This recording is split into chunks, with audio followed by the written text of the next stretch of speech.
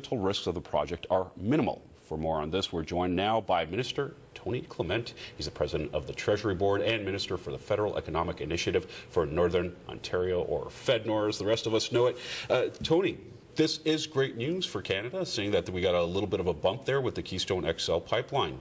Well, obviously we're still studying the report as a federal government, but yes, I would have to say that we've been stressing for months and months that the Keystone pipeline has a very positive economic impact, not only for Canada but also for the U.S. economy in terms of jobs and economic activity. We know that our own resources, such as the oil sands, do not have a measurable impact in terms of additional carbon emissions.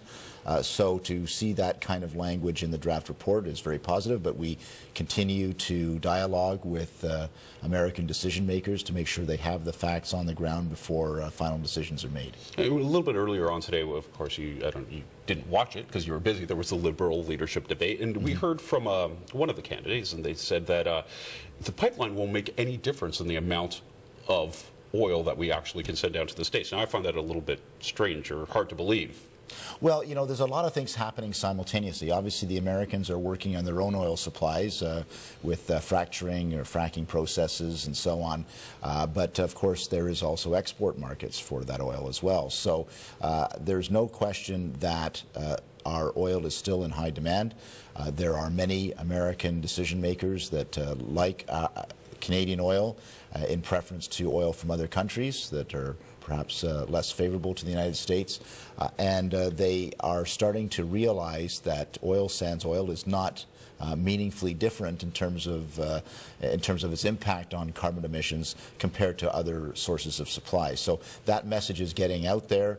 We continue to have Canadian ministers and Canadian premiers visit Washington, continue to make those points to American decision makers, and we will continue to do so. With the concern that environmentalists have with the pipeline itself, now there's 2 points of view when you're talking about that. One point of view is actually that this is better for the environment than what's going on right now, seeing that the oil is going to be shipped through a pipeline instead of having to use trucks or trains or whatever else it would be. Break that down so that people understand what's happening here. This actually might be a benefit to the environment, not the other way around. This is a key point. There's no question that we continue to see an increase in supply as more of the fields are developed. Given that fact, there's only a certain number of ways you can transport that oil to market. One way, we would argue the most efficient way, is through a pipeline. If you're not going to do that, you are going to be using trucks and other means of transportation that, when you add up their addition to carbon emissions, is going to be far greater. So yes, we have made that argument. There's no question we've also made the argument to the Americans that we are looking to internationalize our markets. We, of course, like to sell oil to the United States of America, but we also like to sell the oil to other markets as well, and we will continue to press for having the most choice available to us when we are developing a resource such as that oil. Now, the Keystone XL pipeline is one piece of the puzzle. We're talking about maximizing development here, and you're trying really to get the most out of our resources. What else does the government have in their plan? Well, really, these are plans of the oil companies themselves and other private sector interests. Of course, everybody knows, or most people know, about the Northern Gateway pipeline potential. There are other pipeline routes that are also being considered.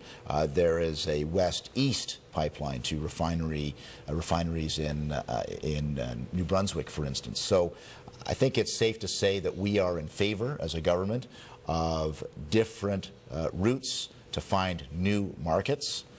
We should not have a preference for one pipeline over another pipeline when it comes to these Canadian routed pipelines.